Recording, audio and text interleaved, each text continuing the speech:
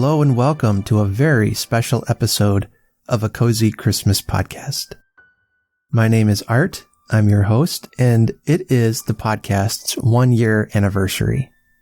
I want to start off the episode today just with a heartfelt thank you for all of you who have become fans and participants in the podcast. I love being able to share with you my joy of Christmas, and I love being able to read you stories and share memories and meet many new friends along the way. And so to celebrate in today's episode, I'm going to first of all share with you a brand new story. This was written by Jamie Kleman, and she's a children's author, and she reached out to the podcast with this story, and I absolutely love it. It's called The City of Limes. Then following the story, I'm going to have an interview with her to talk about her story and what brought her to write it, and we're going to talk about Christmas and all kinds of things. This Christmas story tells the tale of the City of Limes and what kind of a difference you can make with even just one small act of kindness, with a little bit of help from chocolate turtle brownies with extra caramel. Now, the story is not narrated by me. And if you want to know about the narrator and who that is and how Jamie came to find him, it's all in our interview, so you can listen to that. But he does a fantastic job. And I was teasing Jamie that I kind of want him to just come on and read all the stories I have on my podcast from here on out. That's what I want to sound like one day. So then after the story and after the interview, Grace and I are going to make and taste some chocolate turtle brownies for you to let you know how they taste. And the recipe that Jamie shared with me will be in our show notes. Let's make ourselves cozy, grab a chocolate turtle brownie, and settle in by the blazing Christmas fire. And let me share with you this Christmas story, The City of Limes.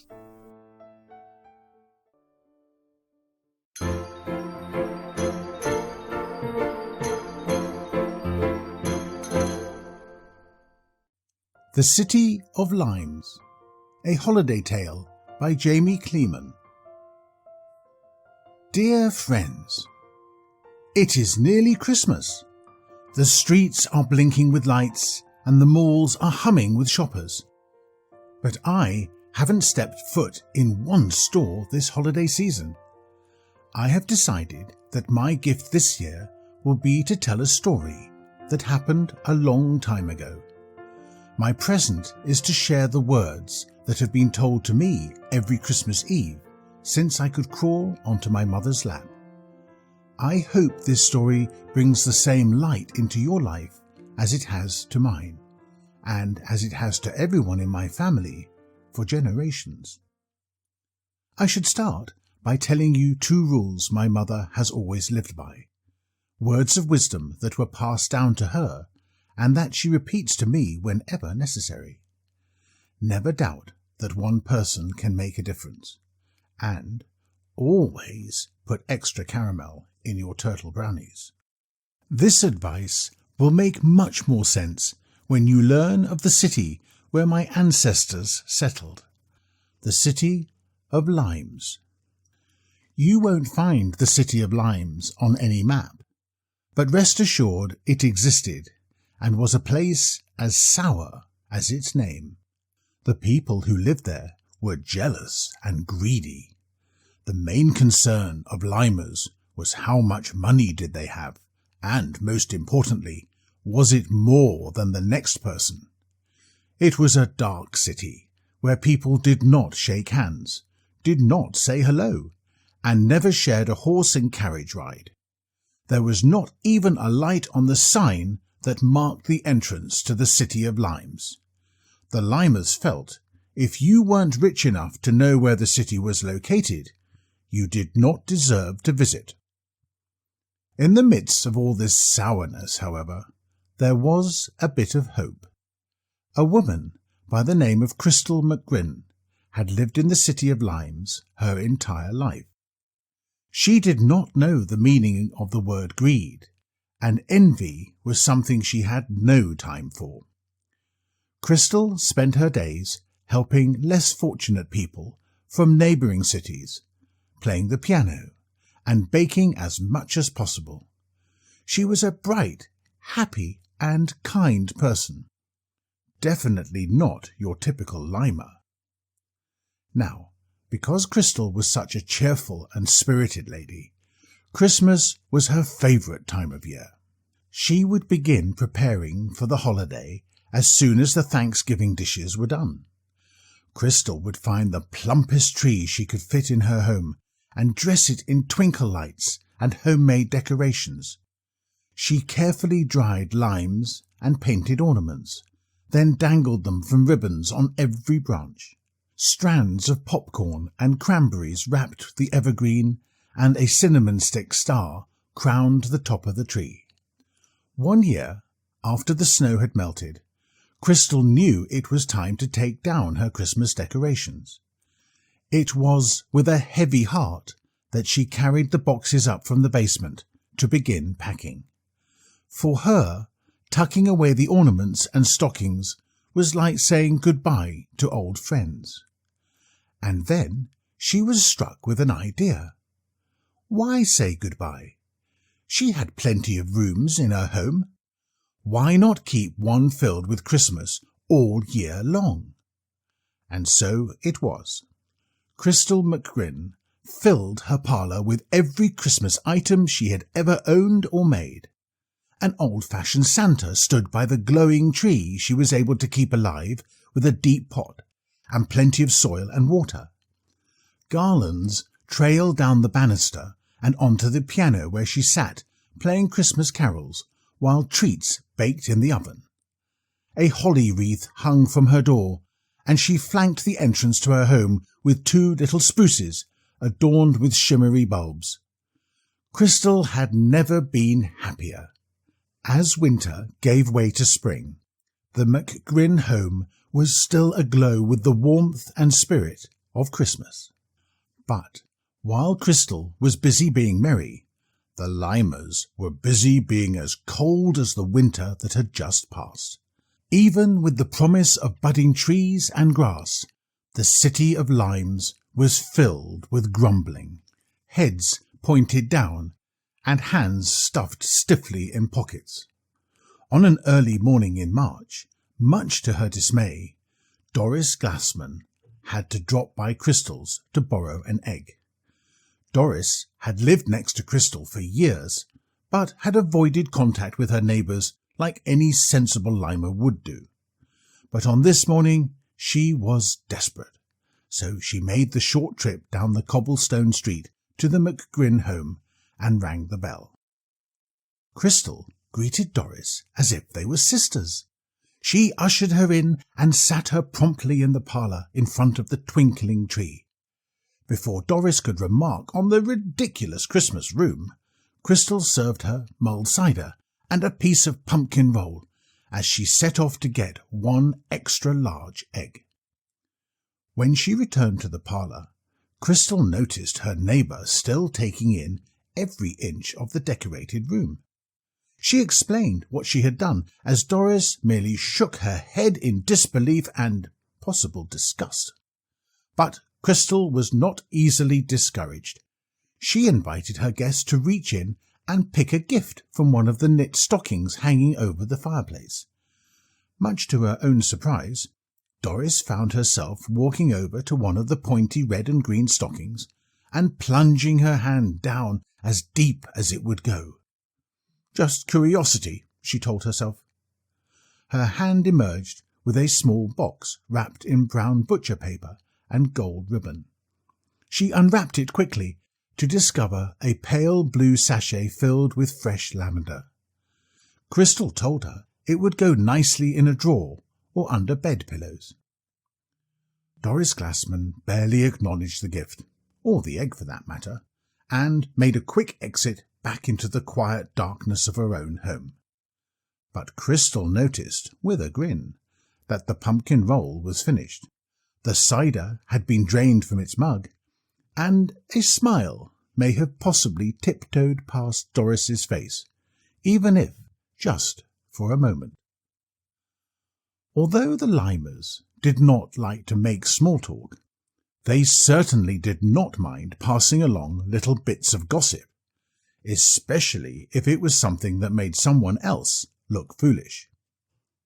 Knowing she would be rewarded with snickers and sneers, Mrs. Glassman made sure she mentioned Crystal's ridiculous Christmas room to anyone who crossed her path.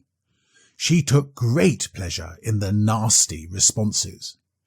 While the rest of the City of Limes was busy talking about the silly McGrin woman, Crystal was busy maintaining her festive home inside while tending to her hanging baskets and blooming yard outside. She made morning trips to Willoughby's market for eggs, sugar, or special ingredients she needed for the holiday treats she was baking that day. And Crystal kept her tree lit and the stockings stuffed with little presents, just in case. During her strolls to the store and time spent outside gardening, Crystal couldn't help but notice the number of people staring at her while passing. Her street had never seen so many horse and carriages or limers walking by. She thought this was wonderful. Crystal had always felt that Glenwood Lane had been far too lonely for far too long. It never occurred to her that people were being nosy so they could join in on the busybody comments about the Christmas room. Crystal McGrin was so excited by the bustle on her street that she began to wave to people and encourage them to stop. Day after day, her greetings were met with only silence. Who ever heard of waving in the City of Limes? But one afternoon, her persistence began to pay off. A gentleman in a grey top hat and coat was making his way down Glenwood Lane when he tripped on a cracked stone. Crystal put down the eggnog she had been sipping on her covered porch and seized the opportunity. She rushed down the walk and ushered in the bewildered man. Harold Huff was on his way to the bank when he decided to make a slight detour to catch a glimpse of the house with the Christmas room. He had merely wanted to deposit a nice sum of money into his account and get a good laugh at someone else's expense. But now he found himself surrounded by 4 walls of holiday nonsense. Harold stood abruptly to leave, but the Christmas room and Crystal's kindness took over. She dashed some nutmeg on a fresh glass of nog and brought in the treat of the day to Mr. Huff. Turtle brownies with extra caramel. When he opened his mouth to protest, she stuffed it full with the warm brownie. No one knows if it was the extra caramel that Crystal always used, or just complete shock, but Harold Huff sat back down and did not say a word for nearly an hour. It was as if his mouth were glued shut. He listened to the tale of how the Christmas room came to be. He watched Crystal's hands dance across the piano to play one Christmas carol after another, and he polished off 3 glasses of eggnog.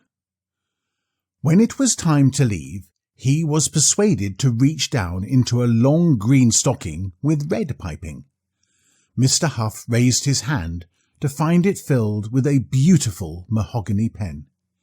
He stared at the present for a full minute before he tipped his hat to Crystal and slipped out of the door. What happened next is what makes this story worth telling, and, more importantly, worth truly listening to. It turned out that Harold Huff was a well-known and respected reporter for the City of Limes Times. The Limers admired him for his cold views and his love of money that was often reflected in his articles. But something happened to Harold at Crystal McGrin's home. This simple, kind woman forced the journalist to take a hard look at what is truly important. For the first time, he questioned the meaning of happiness. Harold Huff never made it to the bank after his chance visit to the Christmas room. He went directly to his office and began to write. The mahogany pen flew across the pages as he wrote about what happened to him that day. He filled his article with questions he had never asked himself, let alone his loyal readers. What is the point of having piles of money if you do no good with your fortune? Isn't it lonely not to share your thoughts and life with other people? In his last paragraph, he urged everyone to travel to 21 Glenwood Lane. Not to make snide comments, but to stop and learn what it truly means to be rich. He rushed the piece to the typesetters as the sky began to darken. The papers would soon be on every corner. The article was read by all, yet no one dared to speak of the words. Harold Huff was known for his brilliance. There was not a limer around who wanted to look unintelligent. So what started out as a shallow attempt to seem superior and smart slowly began to change the city of Limes.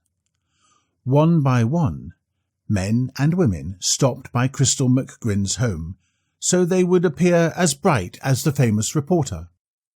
One by one, they left with a full stomach and a small gift to help them remember the Christmas room. And, while they might not have been as quickly enlightened as Mr. Huff, each person did feel something, perhaps the start of happiness. For once, it was pleasant gossip that spread through the city. By midsummer, Crystal was in her glory. She strolled to Willoughby's market twice a day to keep her home stocked with sweets and refreshments. Her house was never empty. There were knocks on her door at all hours. People who had never been to the Christmas room, and people who wanted another visit. Men, women, and children came to talk by the tree that was always lit and decorated, sip hot cider out on the porch, or listen to Crystal play the piano. It wasn't just in Crystal McGrin's home that a change was taking place. Things were different on every street in the city of Limes. Homes looked a little brighter. People actually smiled as they passed strangers, and horses and carriages were filled with people sharing rides. Even Doris Glassman stopped by the Christmas room with an egg for Crystal, the first time she had ever returned a favour. The city had never been so beautiful.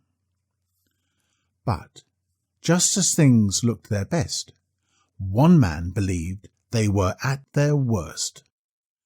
Charles Puckersby could not stand one more minute of this festivity. He had tried to ignore what was happening to his precious city, but could do so no more. Charles did not care what Harold Huff thought or had written. It was Charles who was the richest man for miles. It was Charles who liked people to be mean and greedy.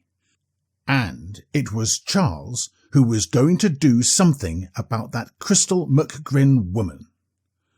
Fortunately for him, he was the owner of Puckersby Utilities, the most powerful company in the city of Limes. Charles had spent the better part of August devising a plan that would put an end to this ridiculous happiness that was overtaking a perfectly unhappy city. A letter would be mailed to every citizen in the area, and he would send 2 to 21 Glenwood Lane to be safe. It was a brief note stating that there had been an unusual increase in the amount of energy the city was consuming. Puckersby Utilities had pinpointed the problem to be the unnecessary lights that were now being used by more people, as well as the absurd Christmas decorations that were always lit by one Crystal McGrin. The letter requested that all such lights be put out, and anyone who did not see fit to do so would lose their power by the stroke of 8 o'clock on the evening of September 30th. The Limers, began to receive the notice the second week of September. By the third week of the month, the drafts had all been discarded. All except Crystal's letter. She did not like to offend anyone, and she certainly did not want to cause trouble for the city. But something did not ring true about the notice from Puckersby Utilities. All of her visitors told her not to give the letter a second thought, and assured her that Charles Puckersby was a windbag of a man with too much time and money. So Crystal busied herself with the upkeep of the Christmas room and prepared a menu for the nearing Thanksgiving holiday. As September came to an end, everyone had forgotten about the threatening letter. Everyone but Charles Puckersby. On the eve of October 1st, he sat in his corner office at the Puckersby Utilities Company. Nothing had changed since he had mailed his simple request. If anything, people were even more cheerful with the upcoming holiday season. But that was fine. He would make everything go back to the way it was. Who could be happy with no power? People would have to blame Crystal McGrin for the trouble he was about to cause, and then it was back to nasty as usual for the city. It was with an evil grin that he made his way to the control room and pulled the large switch. The Puckersby Estate and Utility Company were the only properties that maintained power. The rest of the City of Limes, including the Christmas room, fell dark and silent. Charles smirked and decided to spend a few hours going through overdue bills before he returned home. This was indeed a good night. After he tallied all the money owed to him, he stepped out into the cool air and summoned his personal carriage driver. He could barely see through the thick darkness as the horse plodded its way through the streets. But something caught his eye as they made a turn towards his estate. There was a glow in the sky that was too bright to be even the fullest of moons. The fierce light could mean only one thing: a fire. A fire at his home. A fire where his wife and children were waiting for him. He barked at the driver to hurry, and the plodding horse erupted into a gallop. Fear wrapped around Charles as they pulled down the tree-lined lane leading to his estate. The light had become so bright that he was shielding his eyes. It wasn't until he raced out of the carriage and flung open the heavy double doors that he realized there were no flames or smoke. It appeared that every Limer was in his home. They were eating and drinking, and he distinctly heard the sound of a piano and Christmas carols. He spun around to find his wife and children greeting him with hugs and a plate full of turtle brownies. His oldest daughter, Charlotte, popped a bit of brownie in his mouth as she hurried into his arms.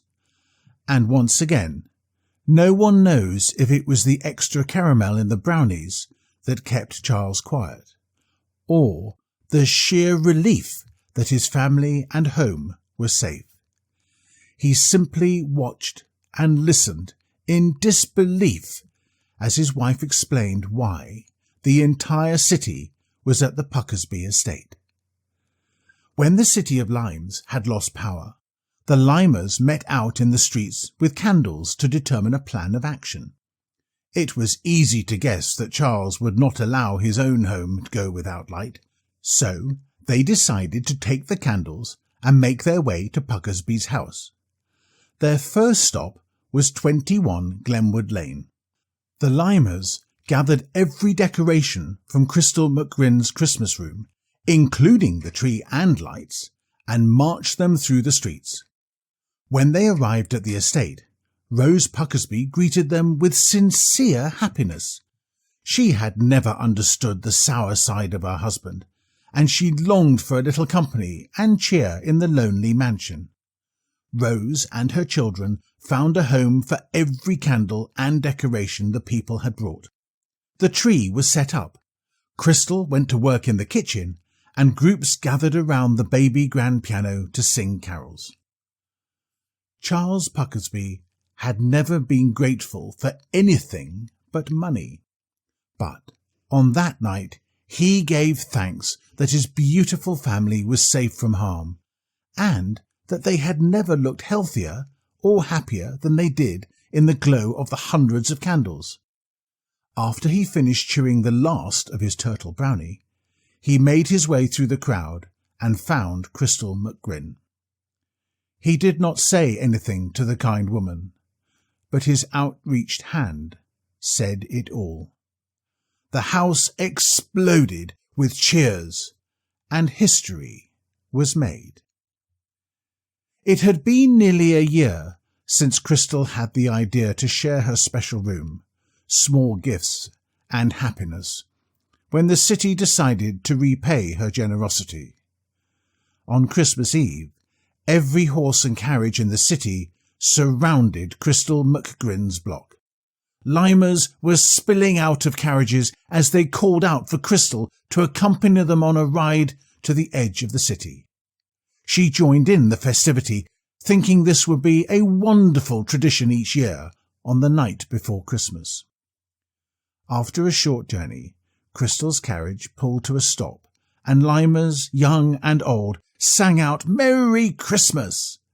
In front of Crystal McGrin was the sign announcing the entrance to the City of Limes.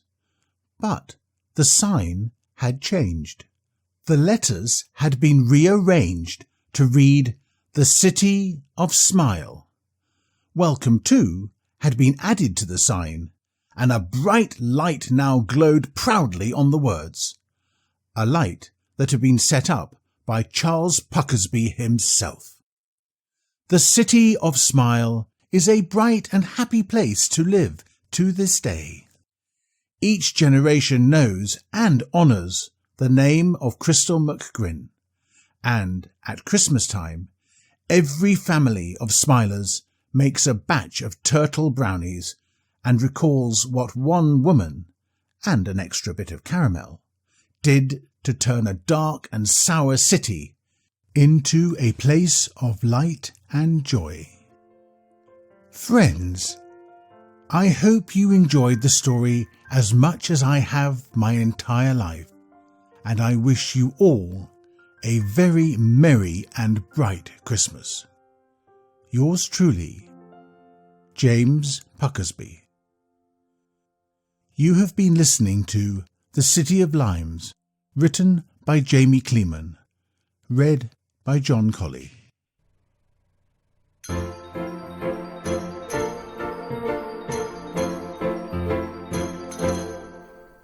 Wasn't that such a good story?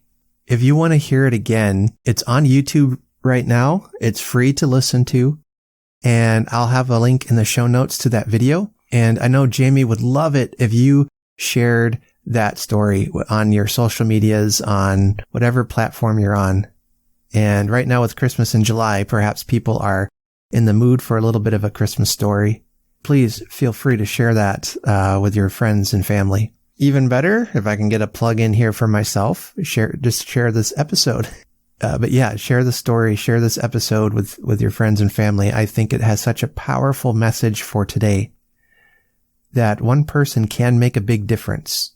It might take time, and it might take some chocolate turtle brownies, but we can make a difference. All right, so I'm going to play the interview I had with Jamie. And while that's playing, I'm going to go make some chocolate turtle brownies. Gracie and I will be back at the end of the interview to tell you how those brownies turned out and to talk about the Christmas fun we've been having this month in July.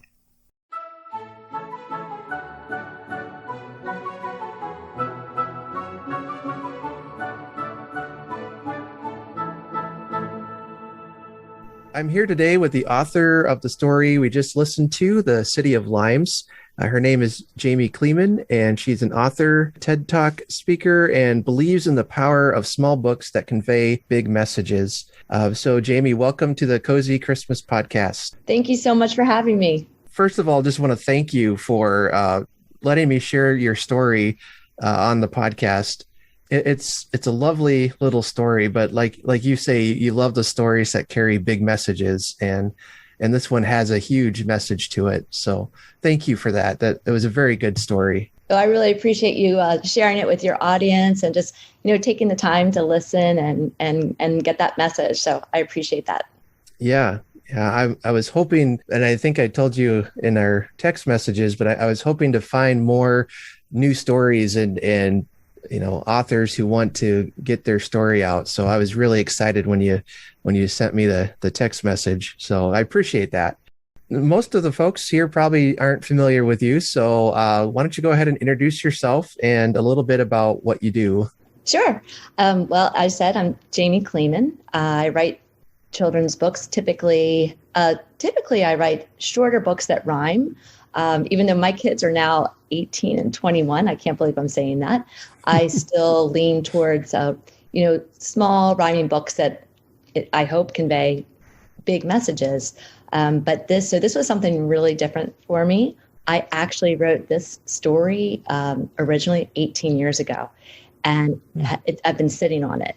But during the pandemic, I really started to pull some of my work out and thought, what is it that I want to do? I think all of us kind of probably had those moments where we're like, what are we doing? Who do we want to be? Absolutely.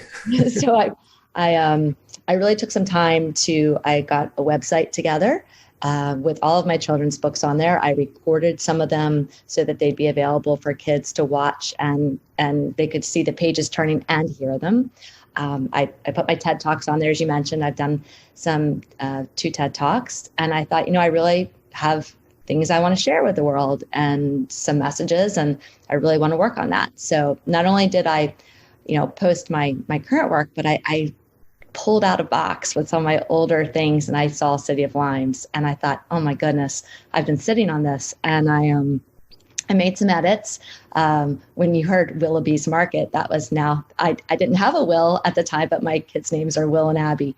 So I named the store after them. And there are some other touches I changed. And then I went on to have it recorded so that I could share it. And then I just took it a step farther where I thought, usually I would do this and maybe, send it to some friends. And I thought, what, I'm really going to try and share this with a lot of people. And that's how I found you. I started saying, looking for Christmas podcasts. So thank you. Well, we're out here and I love it. I think it's, first of all, as we were discussing earlier, I love podcasts. I love this platform. It's really got me. One thing that got me through, and continues to get me through quarantine and pandemic and just days. I love learning things and being entertained. So yeah, I think it's a great platform. I really got into them a couple of years ago, but this last year, like you said, and I think many people, when we're all inside, just hearing that human voice was so helpful. So, and I found some treasures in podcasts along the way. Well, and my audience knows that this podcast started during the pandemic, and one of several good things that have come out of that bad situation, for sure, at least in my life. So same for me. Yep. Well, and as you mentioned, as an author, TED Talk speaker, I shared with you, I was listening to your one.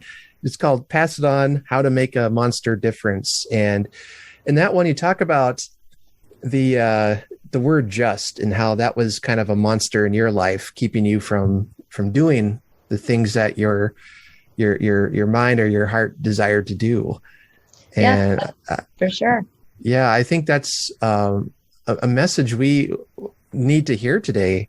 I don't know, anything you want to add to that or elaborate on? I mean, as I mentioned, like I've always had this, it's always been within me that I wanted to write books for children and really for families, books that were fun or entertaining or sparked imagination. But I found I had this crutch, and the crutch was me saying, oh, I'm just too busy. I'm just too tired when I was a young mom. Or when I finally did start writing my ideas down and sharing them, I thought I would say, oh, I'm just doing this for my friends. Or, eventually I went into my children's classrooms and I would, I'm just self-published, just this. And then, finally I had an opportunity to turn one of my books into a musical. It's Not Mean to Be Green. And that was a big moment for me. And I kind of ripped the Band-Aid off of saying just, because I had to figure things out of how to make a musical happen. And I thought, you know what? This is good. I'm sharing my message. People are responding to it. And I want to, and I am an author, and it's okay to say these things. So I try, sometimes just creeps back into my life a little bit, and I catch myself. And because I often tell my children, if you're having self-doubt, and I say, what advice would you give your friend? We're so good about telling everyone else, oh no, you're great. You can do this. You've got this. Look at all you've done. But sometimes our self-talk is not as kind. Mm-hmm. So I really try to remember my own words and walk the walk, and stop saying, just. I think we all have a unique talent. I think we all have something that is worth developing and working hard on. And most importantly, probably, is that it's worth sharing. So that's why I really applaud you for starting your podcast during the quarantine, because, if you love Christmas as much as you do and others do, there's an audience for it. And so I really think we all have something very special to share. Yeah. Yeah. And, I know it's kind of a niche topic, but it's one I'm passionate about. And I would have started it sooner, but I had those same excuses. I'm just this or that. I just don't have the time. I just don't have the knowledge. And I shared there were a couple of podcasters that were very encouraging to me to get started and helping me learn to do that. But also, I found inspiration in stories, which is partly why I like to read stories on my podcast. And one was from one of my favorite authors, Ray Bradbury. He's a science fiction writer.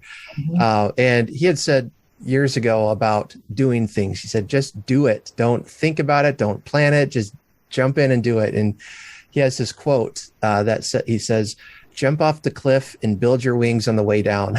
I love that. Yeah. And I know some people like to plan more and all that. And that's, I get that part. But, he said, if we have an excuse about not doing something, that's going to hold us back. So just do it. I guess to steal from Nike. Okay. Well, that's okay. That's flattery. And I totally agree with you. I think sometimes that if you want it, and for me, it's been that, I had this realization. I thought, these thoughts and this dream has never left me. And this is what I want to do. And so sometimes you just have to figure it out on your way. You don't have all the answers. And I love when people, like you mentioned, the podcasters who had already been established. I find the more questions I ask, that when people are really passionate about what they do, they typically like to share and are super generous. And that's been huge for me. So I think the more we help each other, because that's another lesson I really try to, teach my kids and even remind myself, there is enough space for all of us to do something really special. And so we don't have to, be tight with it or be greedy and think, oh, if they make it, I'm not. Or, I love seeing other stories. I love reading other books. It's inspiration to me. And I'm sure, as you said, there are a lot of holiday podcasts and Christmas podcasts. And I think there's room for all of us to do something really great. Yeah, definitely.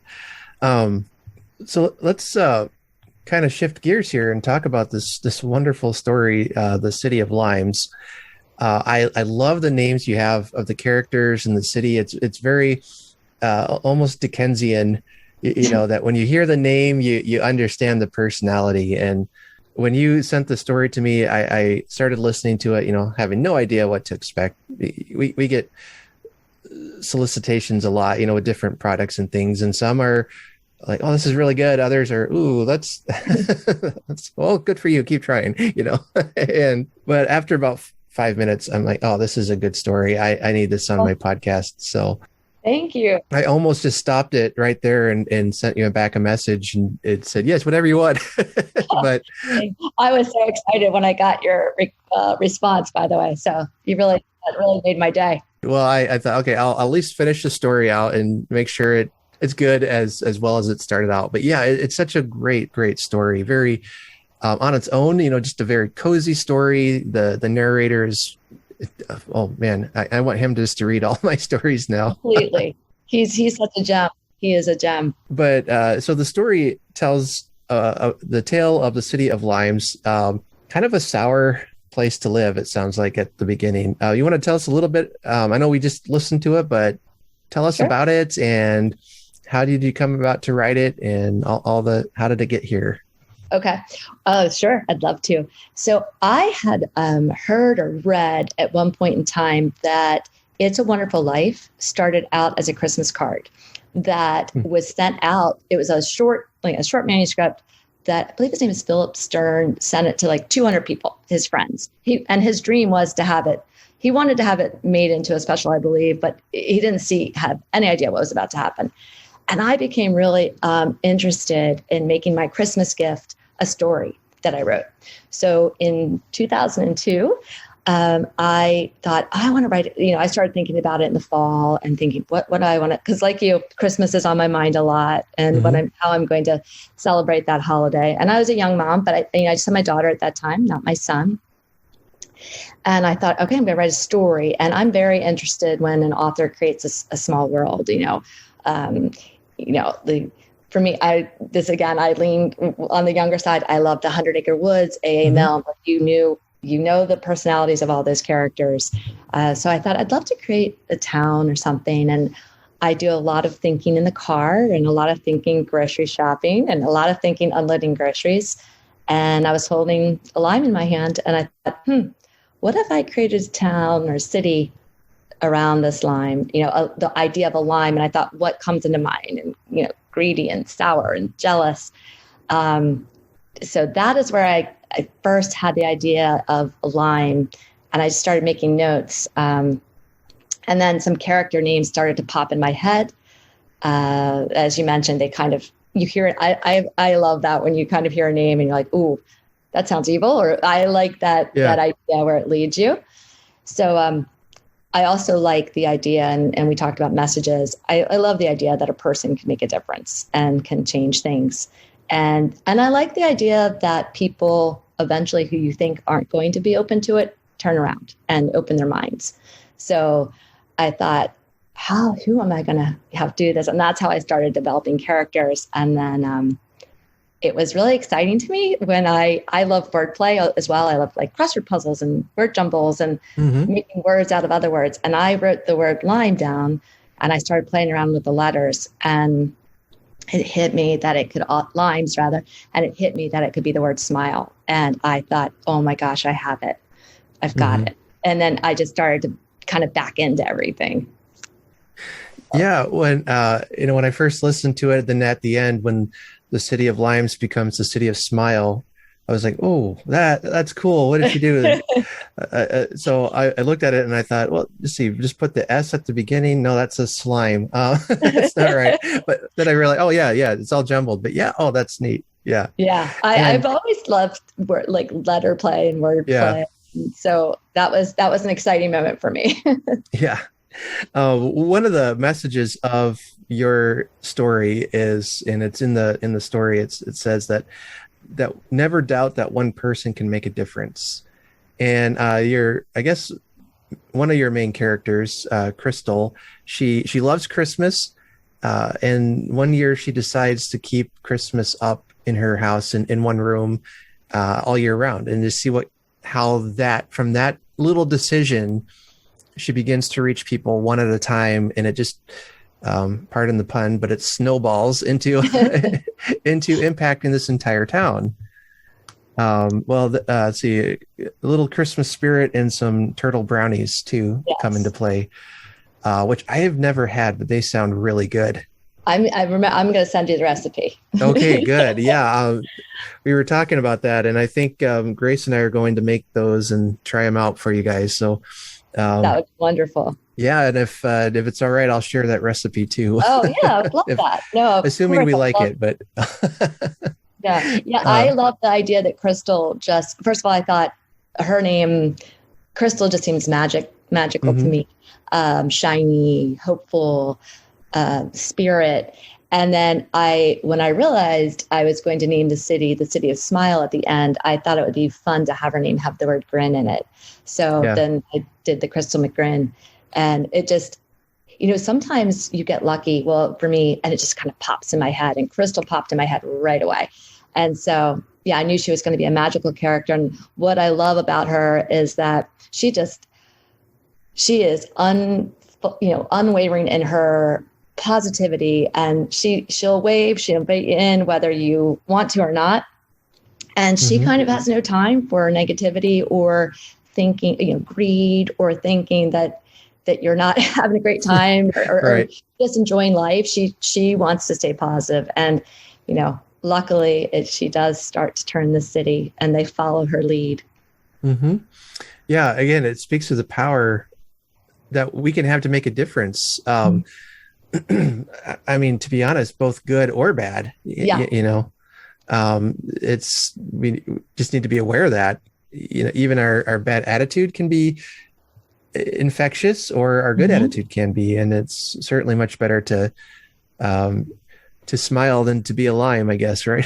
That's right. That's right. Uh-oh, I might be stealing that. Yeah, go for it. It is, they say, what a difference just like a smile can make in someone's day. And, especially coming out of what we're coming out of, hopefully continue to come out of it with, I found it hard because I wanted, like, in a grocery store, and I'd have my, my mask on. I thought, oh, I'm smiling at you guys. It's hard. I miss that. So I really appreciate, this is going to be, I think a lot of us feel the same way, that we just can't wait to get out there and smile and support each other. And, that what will be contagious now is like this positive energy of that we came through something and moving forward together. So yeah, I'm super excited about that.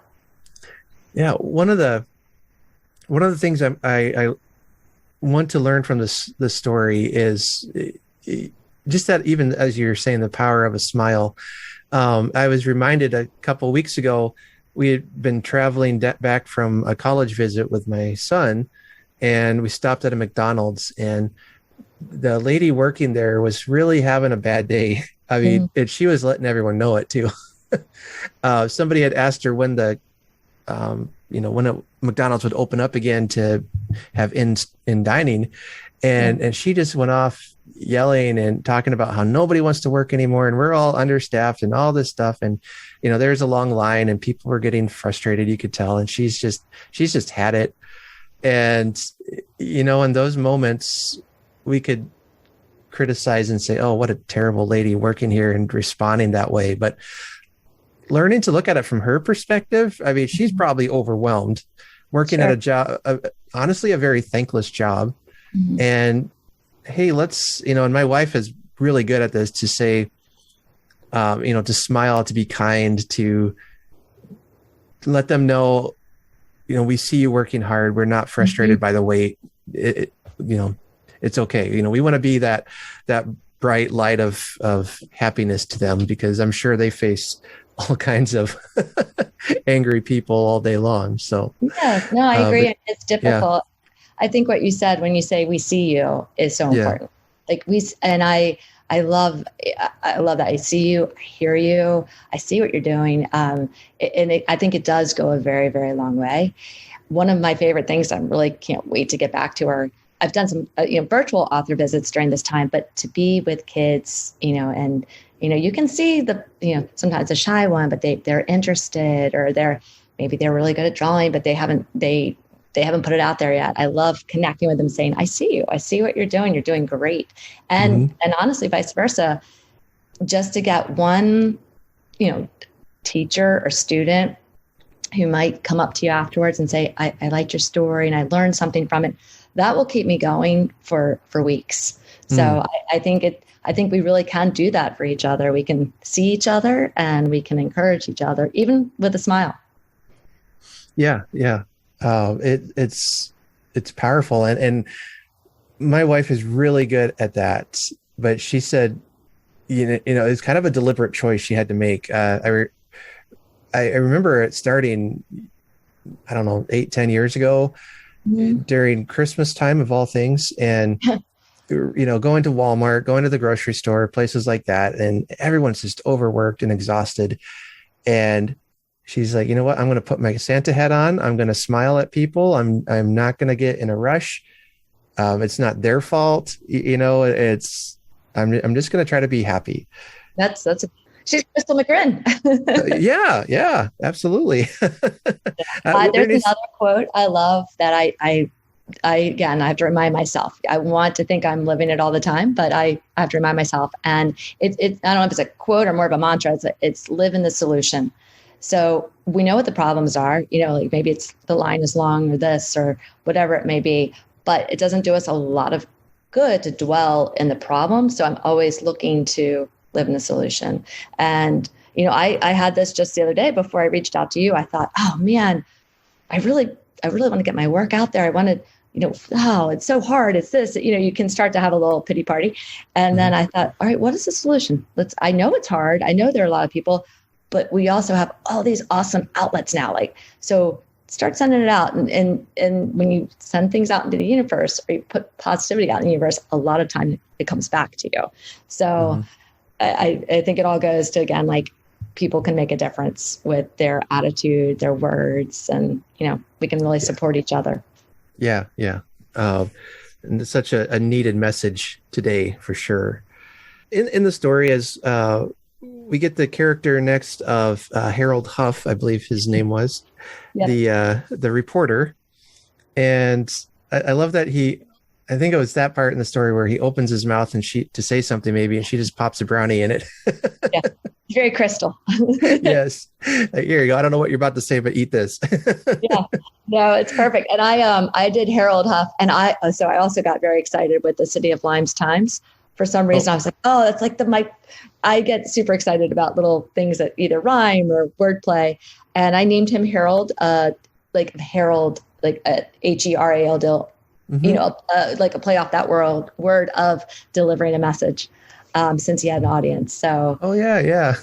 And then I just, Harold Huff, that's another one kind of popped in my mind, but I thought Harold, I had this double meaning that, I loved having this chance to tell you this because people, they would never know that except my family, who I tell everything. But so I was very excited about the City of Limes Times and about Harold. And I love Crystal, that I could just picture it where he was about to say something negative or try to leave, and she wanted him to stay. And so she just took matters in her own hands.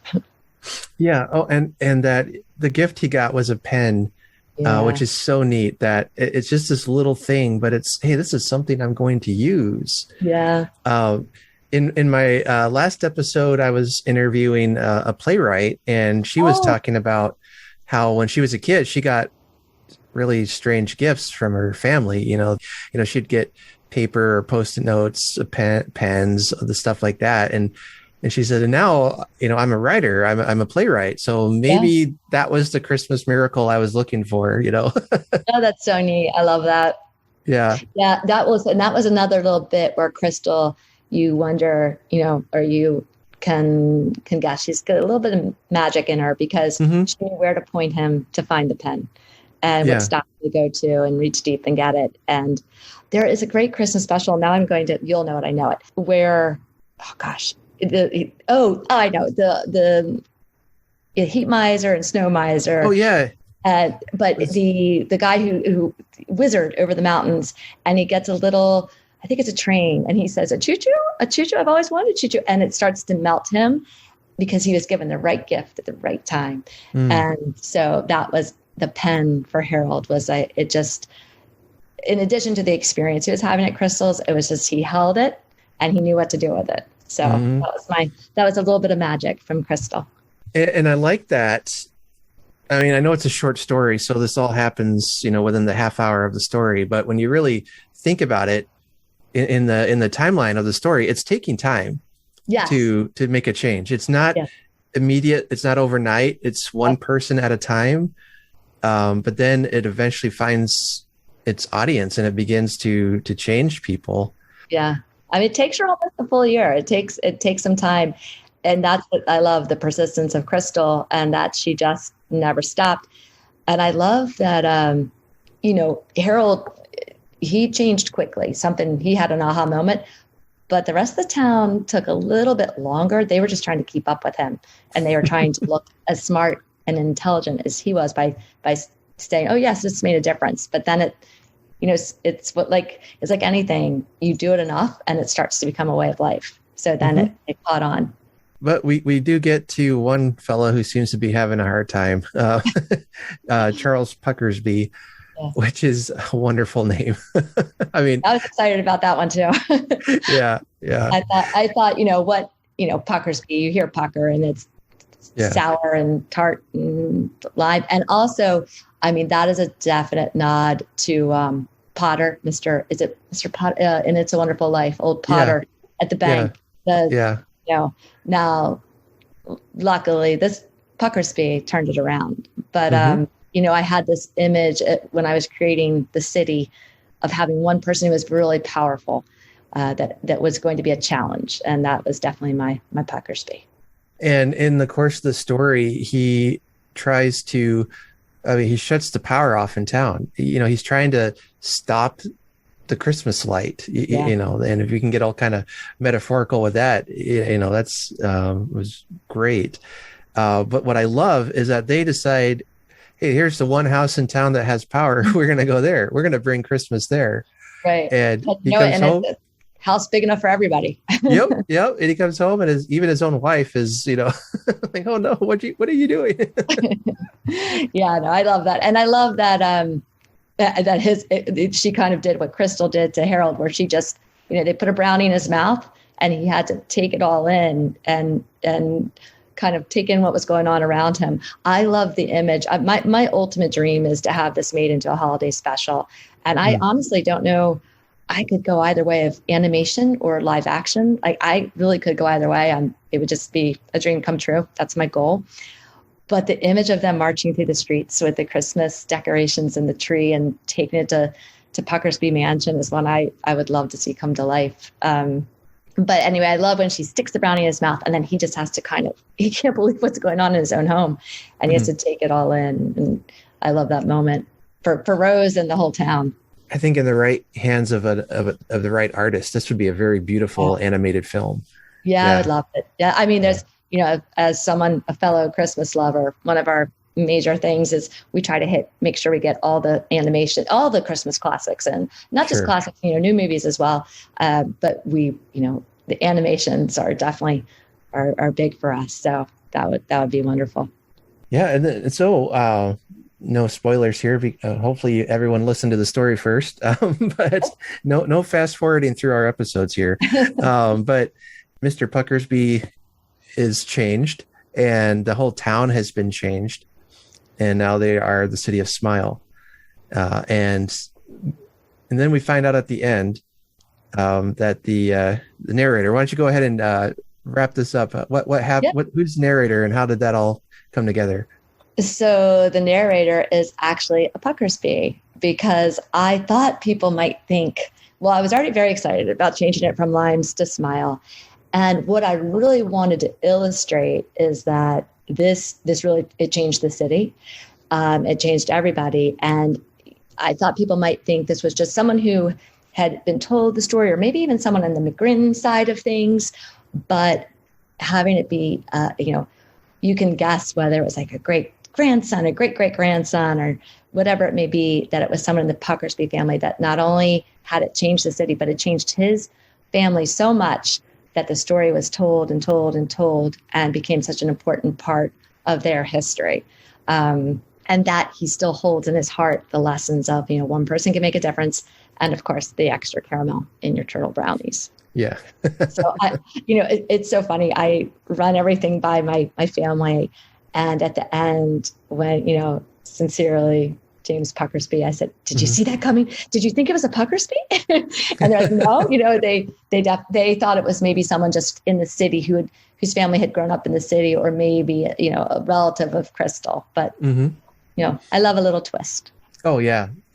And honestly, I never see twists coming. I mean, it can be the most obvious twist. And I'm the one, oh, really? Well, that was a surprise. And, everyone in my family is like, you didn't see that coming? I know. Like, oh. Yeah. I just get caught up in the moment of the story. And yeah, I don't often think ahead about what's, other than what's going to happen. I got to keep reading or keep watching. I think it can be more fun that way, though. So it kind of has a little impact on you. Right. I And then when it said his name, I said, wait a minute, is this the same guy? No, it's a descendant. So this impact changed not just him, but his family. And this is where I think the narrator is so good, because his tone of voice and everything is so warm and cozy. You don't think of a name like Puckersby or Sour and all that. Right. That there was really a profound change in his family, which is amazing. Yeah, I have to say that he really brought it to life. I read, so on my website, I do read my children's books because I like hearing books from the author, and there's they're shorter rhyming books typically. Mm-hmm. And I enjoy that because especially if I've gone to a school to read to them, and I think it's nice for them to have that recording then. But I knew in my head when I pulled this story out from so many years ago, I had always pictured it. Peter Pan, at the very beginning of Peter Pan, the Darlings are getting ready for a party, and they go out into the streets. And in my head, I pictured City of Limes a little bit like that surrounding it. I just thought, I need a British accent for this. I know I do, and it needs to be, for some reason, I wanted a male British accent. Mm. And so I went searching, and I found him. And I don't know if you've ever listened to Harry Potter books on Audible by any chance. Okay. Yeah. So that is Jim Dale, and he's phenomenal. I think he won awards for it. He was amazing. And I found this gentleman, John Coley, and I listened to his recording, and I went running into my husband's office, as I do all the time when I'm excited about something. And I said, I found my Jim Dale. I found him. And then I reached out to him, and we worked on it. And I could not believe it. He recorded it. He got Kleman. A lot of people don't say my name right the first time. Willoughby's Market, which was, in honor of my kids, like everything. I mean, this was done in 48 hours from the time he had the script in his hand. And I just think he's a gem. He's a treasure. And he brought it to life in ways that I honestly know me reading it would have been nice, and lovely, but him doing it just brought it to life. And what I really like, I typically can't wait to get something illustrated and have it in a book in my hands. But I think this is so neat because of his voice, that the imagery in your own head and how people are imagining it. And, I'd love for that to come to life on screen one day, but I'm so super grateful and thankful that I found him and that he brought it to life the way he did. Yeah. Now that you mentioned Jim Dale's name, I can really hear that similarity. And it's just really good. So there's been a couple audiobooks I've listened to just because Jim Dale narrated them. So yeah. Yes, I totally agree. I actually have an audio Christmas Carol read by Jim Dale too. Oh wow! So that's I've got so many. I've got like 5 or 6 different audio readings, and I kind of rotate through them every year. It's like, let's see, last year I listened to this one, so I'll listen to a new one this year and just kind of keep it going. But yeah, he's amazing. But yeah, it's something that I have always felt, the power of a story, and especially in the hands of a gifted, not just storyteller, but the speaker. When it all comes together, you just get magic. I mean, this story just really resonated with me. So I'm so grateful you shared that, and that you wrote it and slayed those monsters in your life telling you not to. Thank you. I'm really appreciative of, it feels good to share your work and have someone respond to it. That's the goal, that it touches someone. So I really appreciate that. Thank you so much. You're welcome. And again, thank you for sharing that. So I guess to summarize, to wrap up, what is your hope for the story? What do you plan to do with it? What do you want people to take away from it? Well, my hope, here are my plans, and I like to dream. So I'm putting it out in the universe. I hope people, ultimately my goal is that it's something that people enjoy every year, that it just gets them in the mood. It also inspires them to stay positive, and that, that one person can make a difference. So my plan is I am going to keep sending it out to as many people. I have this goal that I send it to 10 organizations or people a day. and just keep sharing it and hope to get some response. I have this dream of having it as a Christmas special, animated or live action. I have a dream of, I can see in my head Christmas ornaments where one side says City of Smile or City of Limes, and you turn around, it's the City of Smile. I can see tea towels that say, always put extra caramel in your turtle brownies. I have this whole vision of, really a fun Christmas tradition. We have a lot of traditions in my house, and, we look forward to watching certain Christmas movies every year. And I would love for this to be on the roster for people where they are like, oh, City of Limes. And what I love about it, what I hope other people will love is that it combines, storytelling. But what I'd love is if people not only they said, okay, we're going to watch it. We're going to hang our ornament under their tree that says City of Limes to City of Smile as a reminder of brightness. And maybe they make turtle brownies as well. So it's like you're having this whole family experience of watching a show or listening to a story and decorating and baking. And it really, encompasses the whole spirit of Christmas. So that's my dream. And so I plan on keeping working towards it. That's wonderful. And there's another one of our Christmas podcasters. He wrote a Christmas story novel, and he'd love to see it published, but he really wants it to be a movie or something like that. And so this year he's releasing one chapter a week between now and Christmas. And he's gotten a lot of us together to read different chapters. So I have a chapter coming up in September. But it's so fun. It's like it's like a weekly radio drama. You're getting the new chapter in, and it's great. And I can't wait. I'll definitely check it out. I can't wait. Yeah, I can send you the links. He's on a Christmas movie podcast, but then he's also releasing the chapters through on a second day during the week. So, I hope we both have Christmas specials one day together. Oh, I know. Yeah, definitely. And we're here to see it all beginning. So that's exciting. Yeah. So that's again the city of Limes. I keep wanting to call it City of Smile now. But, right. and the stories on YouTube. You were gracious to send me the link or the audio so I could play it on the podcast, and I'll make sure all that's in our show notes. Where can people find you? Website and find your books and all that. Sure. Thank you. They can find me at Jamie, and it's JAMIE L Kleman, KLEMAN.com. That's got all of my books on there, my TED Talks, upcoming events, and my books. They can also search Jamie Kleman on Amazon, and my kids' books are on there. And now I have the City of Limes is on my website. They can play it there, or it takes them right to YouTube. So okay. That's where they can find me. Great. Well, before we go, do you have, I like to ask our guests, do you have a favorite Christmas memory or tradition that you have? I do. Oh, man. Okay. It's just one, right? It's one? Shoot. Okay. Well, you know what? More than one's fine. Okay. I'm going to do a couple. I have to do a couple.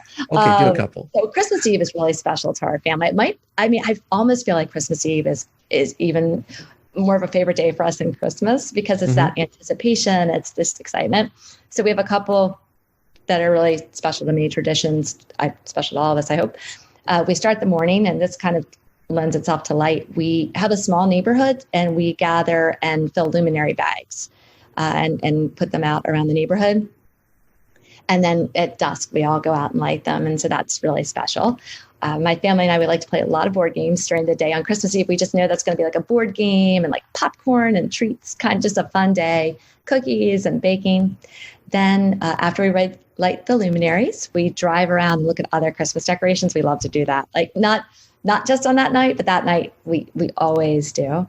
And then my all-time favorite animated Christmas movie is The Night Before Christmas, but the bank. Oh my gosh.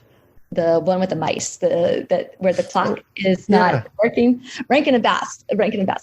Yeah. Oh, it's one of my all-time, and I think that's maybe where it comes from, where the one mouse he messes up the clock, but he goes back in and he fixes it. And so the whole town is sad for a bit, but then it all comes together in the end. I'm sure that was a big influence on me. So we watched that.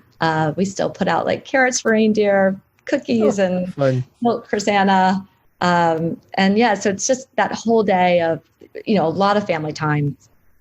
And, we always settle to that. We watch as many Christmas classics as we can, but we save that one Twas the Night Before Christmas for Christmas Eve. So I can remember watching that. I haven't seen that in a long time. Oh, I love it. But I'm already remembering. Oh yeah, I remember watching that. So I need to pull that out again. Maker, those old movies, the old style animation. I'm still, and that's why my mind is so open to whatever format City of Limes could be, because I do really enjoy different types of animation and, in addition to live action, but I could see it in a couple different ways. So I'm excited. Yeah. Well, I best of luck to you in your endeavors. And, I know you'll have a community of fans here rooting for you. Nice. So thank you so much. This has been such a treat, really just a joy. So I really appreciate it. Well, I always enjoy finding people who are happy to talk about Christmas any time of the year. So found her. Good. All right. Jamie, again, thank you for coming on. And we all want to wish you a Merry Christmas in July. Thank you so much. Same to you.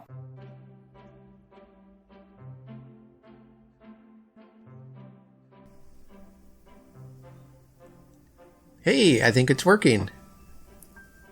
Okay. All right. Hello, everyone. I am back with Gracie. Once again, she has the giggles. Gracie, today's a very special day today. It is? Mm-hmm. Okay. This episode is the 1-year anniversary of the podcast. It is? It started 1 year ago, more or less today. So to celebrate, I'm going to take a lick of a candy cane. Delicious. All right. Wow, what a great celebratory. What a great celebration we have going on here. Yeah, a lick of a candy cane. Yep. Did you want one? No, I just looked up that. Don't. All right. So tell the people on the podcast, you got the audio of this, but we're trying something a little different. And if you go to the Cozy Christmas YouTube channel, there might just be video, or there might not be. And it might be a good video, or it might be really awful. Who's gonna be able to tell? So I wanted to try out some snacks on this episode today, especially the chocolate turtle brownies, but there's a slight problem with those. We ate them all.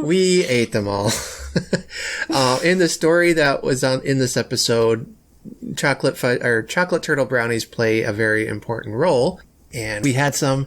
They were delicious. Yeah, probably the best brownies I've ever eaten. Yeah. So good job. Yeah. I just followed the recipe. But they turned out really, really good. I mean, if they didn't make my stomach hurt, I'd just eat a whole pan. Yeah. I'll have the recipe I'll share with you guys. And if you make them, let me know how they turn out. But they turned out so good. They were really good. Just really unhealthy. Yeah. A couple weeks ago, we also tried mince pies. And I can share the recipe with you right now. First of all, you go to Amazon, you order mince pie filling, and then you go to the store and you buy pre-made crust, and then you just make them. Okay. That's what I did. Did you like those? Did you like the mince pies? They not as good as the turtle brownies. Yeah. In my opinion, but I mean... They were okay. Yeah, they were okay. I mean, they weren't bad. They weren't bad. Yeah. They were... I don't know. They just kind of remind me of apple pies, but I think they'd be better if they were like homemade and not just like filling from the store and like you made them homemade. I think they'd be better. the homemade process looked complicated. But yeah, we don't got time for that. We have stuff to do. So that's right. Called sitting in our chair drinking coffee. We don't have time for that. Yes, hair flip.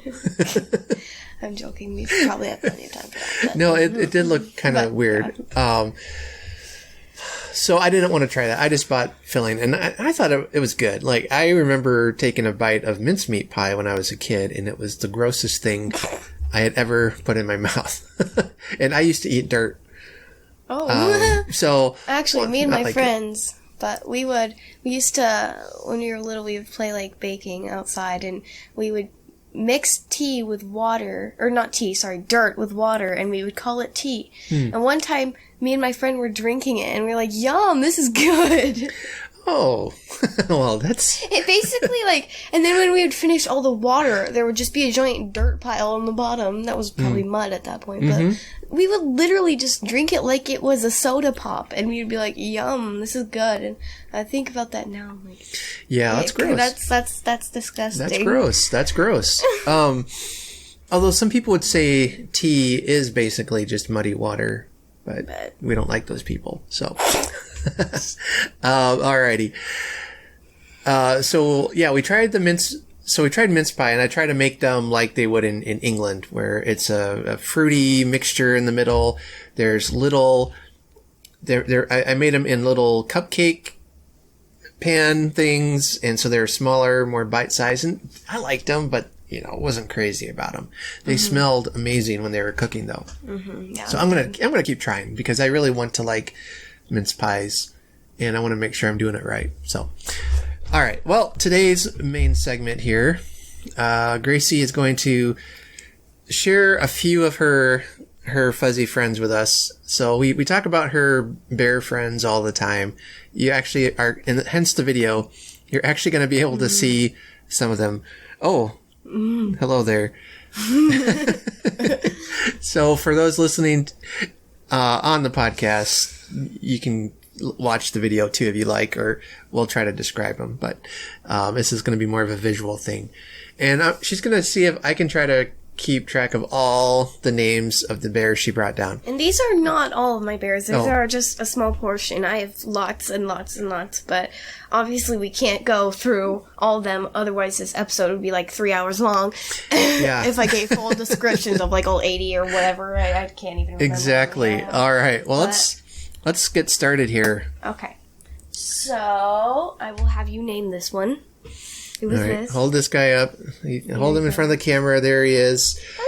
Hello. Who is this? Uh-oh. I'm already forgetting. Don't tell me. Happy. His name is Happy. This is Happy. It's pretty clear why I chose this name. Look at his giant smile. It's so cute. I got him a couple months ago. And... Where did we get him from? Mom gave him to me. Because I was struggling to sleep at night, and I just needed someone to cuddle. So, right. That's why. But I'm fine now. But I think he's really cute. And yeah, he's happy. He's happy. Yes. Right. Also, for some reason, a lot of my bears are boys. I don't know why. I don't know why, but they are. Well, boys are more cuddly than girls are. Okay. You know what? That didn't come out the way I wanted it to. So never mind. Mom, if you're watching this. So this one is actually from a fan who... Yes, Silvana, I think was her name. Is her name. Still is, yes. This is Stripey. But he's one of, I don't want to say favorites, but he's definitely one of my really more special ones. And I think he's cute. I love his nose, and I just love his little ears. I picked the name Stripey because he looks like, he's very stripey, obviously. I think his name had something to do with, like, his name is supposed to be Zag or something, and I didn't really like that. So I just named him Stripey, and I think it's an adorable name, so. I like his floppy limbs here. I'm on a TV. Don't do that. Okay, I'm going to put this one. Okay, this is one of the bears my dad gets mixed up all the time. He literally forgets in 5 seconds, despite I tell him multiple times a day, this is this, this is this, this is this. So, who is this? He already forgot. It's Phil? No, this is Gus. Gus. This is it's Gus. I knew it. Hi, Gus. So, I got Gus at, a couple months we took a trip to one of our favorite amusement parks called Adventureland, and we were there, and we went into the gift shop and found this little dude. Well, he's got a big belly, his muzzle is so big you can't see his eyes unless you tilt him down, which is what I really love about him. And his nose is so big, and he sounds like this, hello. Okay, don't hit the microphone. This is expensive equipment. It cost me tens of dollars. So yeah, this is one of the many ones my dad mixes up. As you can see, who is this? Gus. Yes. Gus. Yes, Okay. there you go. Okay, I'm gonna take the ones I already did. I don't want to redo them by accident. This little guy has actually a bit of a story. Oh, yes, there is a story behind I know he George. isn't a Christmas bear, but his name is George, because I named him after George Washington, because he's very patriotic. I'm going to put him close up, and I want you can see this little stitch line. So He's got a scar on his belly from here's the story stem with to stern. George. I was going into my ELP class, Extended Learning Program class, for school, and I noticed on my teacher's table just this little dude laying down like this, all his stuffing piling out of him. And I went up to my teacher. His name's Mr. Thornock. He's awesome.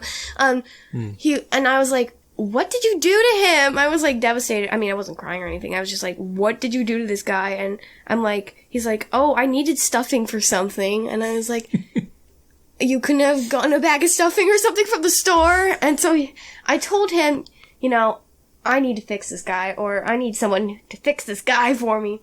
So my friend Bella from school, it took her a long time because she was a busy kid, but she eventually got to her grandma's house and sewed this little dude up and then gave him back. But oh my word, that was terrible. I just walked in seeing this adorable little bear like on his back, stuffing piling out of him. So that was terrifying. Yeah, that was sad. like walking in and seeing somebody's guts all tore out. But yeah, that's the story behind him. Now I named him George. So yeah, I think I already said that. Yep. It's fine. So this has been easy so far. So you know the name of this one. Okay. Yeah, this one. This is very, this is a bear I've had since I was a little tiny baby, just a couple months old. Mm-hmm. His name's Bear.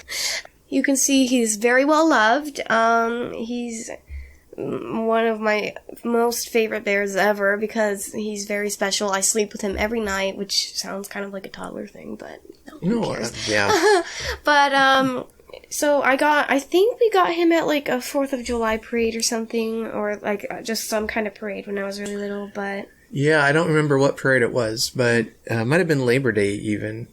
Well, no, maybe it was 4th of July. I really don't know, because you were pretty little. I was born in April, and then that was I think it was in 4th of July, so I was not even 2 months old yet, and this little guy became mine, so I think originally he was one of my brothers, but then my mom made them give to me or something like that. But I'm pretty sure it was the backup one of him that was one of your brothers. And then, my brother had to give it to me. So if I lost this one, you'd have a spare. We've had a spare, but I basically loved this one and then just was like whatever about the other one. So I have upstairs somewhere a comparison. I can get it if you want to show you, because they were the same bear. So, do you want me to go get that or not? No, that's fine. Okay, that's fine. but, I mean, maybe we can send a picture or something. Yeah, but, we'll maybe do a picture. It's very funny. I've compared them to when shown, like, my friends and stuff before, and they were kind of like, wait, what? But I have 3 more left. All right, who's this? All right, so this one is Gus. No, Phil. It's Phil. This is not Gus. This is Gus. This is Phil. They Gus, look like Phil, they're Gus. identical twins, practically. I mean, I don't... Where did I get this one? I don't remember. He's a recent one, isn't he? Oh, yeah. For Teddy Bear Day, National Teddy Bear Day. Oh, that's right. I got that for you for National Teddy Bear Day. He is actually the same brand as Stripey is. You can see it on the name tag. Don't show my butt on the camera. The little Guns. That's his, and then Guns on this one too. So they're the same brand. Yep. On his original name was Philbin, but on the tag, but I really just liked Phil alone. So Hello, Philbin. No? Okay. So I just named him Phil.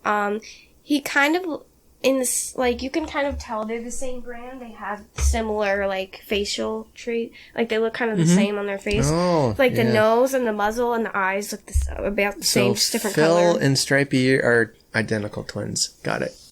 No. Okay. All right. So the last two I have are Christmas bears. So I have lots of Christmas bears, but these are ones that mean a lot. So this is Twinkle. He's so cute. He is pretty cute. He's a little brown bear. So I named him Twinkle because the little twinkle in his eyes. Yeah, I suppose. That's Mom came up with that idea, but I really like it. He actually does have another ear under his hat, which was funny, I thought. But the thing is, this ear has red in it, and this ear doesn't have any red in it. So I was kind of confused as to why they didn't do that, but... Don't show my deformities on the camera. I'm embarrassed. Oh, I can see what you did there. I'm But yeah, this embarrassed. is Twinkle. I think I got him for Christmas one year. When you have so many bears, you can't really remember where or when you got them all the time. So. Yes, that one I got you for Christmas because you really wanted... You saw them at the store, and you really wanted one. Oh, yeah. I think I got this one in either 2018 or 2019 for Christmas. And so I finally got a chance to go back to the store without her to get it, and I couldn't find any more. They were all sold out. Oh, and then I was looking around the area, and I found him sitting among the bags of potato chips. And somebody just stuffed him in the wrong spot. And so I grabbed him, and that was close. So yeah, but that's really sweet. I am glad that you found him because he's very cute. Now, I saved probably my dad's favorite bear. I like this for one. Last. This is Buddy. I named him after Buddy the elf. He is, because his little elf hat, he looks like a little bear elf. But he is crazy. Every night before I go to bed, he's like, "Is that Christmas yet?" Yeah! He's very crazy. He sings Jingle Bells and drives the other bears crazy. Here, want to demonstrate? Hello, is this thing on? Hi, I'm Buddy the bear. Me, me, me, me, me, me. Okay, and let me explain the. Okay, shh. I'll explain the me thing. Because when I was really young, probably like 2, 3, 4, I came up with just a word from my bears that they would say, and that was me. So ever since then, my bears have just said me. They just go me, and when they talk, they're like me. I like to do this to my dad is I'll have my bears ask them questions in this invented language that I created called bearish, which is the me language. This is probably very confusing. It's purely a tonal language. So, Buddy will ask you a question. Me? Yes. Me. It is not Christmas yet. Me. That's not what you said? Me. Oh, well, sorry. So, but it's not Christmas yet. Yeah, well, so this is Buddy. He's very funny. I got him in 2017 for Christmas. Yep. So. And I can't remember if Mom bought that for you. I think you did. Or did I? That's all I have with me right now, but I have lots more. But Well, thank you for the yeah. Now we have bears all over our kitchen floor. So let me put them back so they don't get all dirty. So that's all for us today. Happy anniversary to us. We made it a year. You can't see his eyes. Oh, there we go. And thank you for listening. We'll have Gracie back on. We might be doing more videos in the future. Someone's been bugging me to do those. Not me. You asked a few times. That counts as bugging. All right. So everyone, take care. Have a happy Christmas in July, and we'll see you next time. Bye. Bye. Is it Christmas yet? No. How about now? No. Or now? No. Or now? No. Or now? Or now? No. Or now? No. Be quiet, buddy.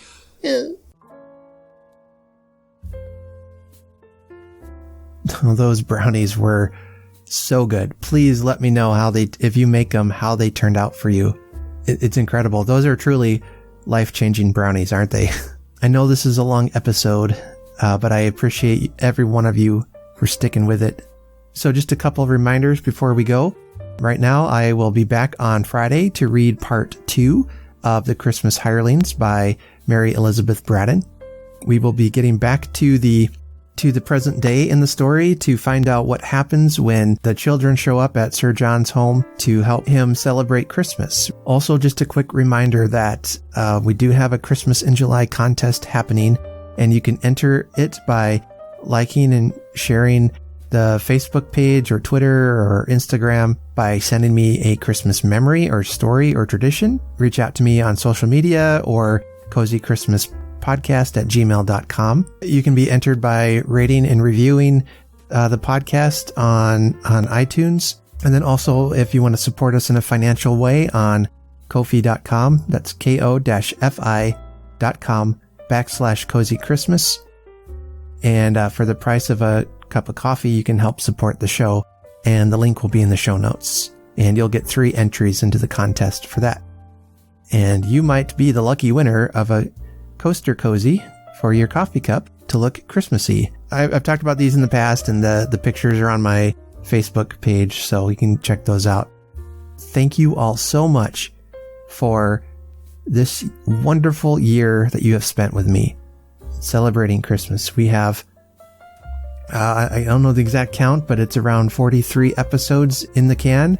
The downloads have far exceeded my expectations, and I'm just so grateful that people are finding it and my audience continues to grow. Even this summer, when it's not Christmas time, the numbers have been slowly going up, and that's so exciting. I'm just so grateful to you all. So as I've said many, many times, be kind to each other and do good. It can make a difference. And remember, as the man himself, Charles Dickens, said, there is nothing in the world so irresistibly contagious as laughter and good humor. Have a very Merry Christmas.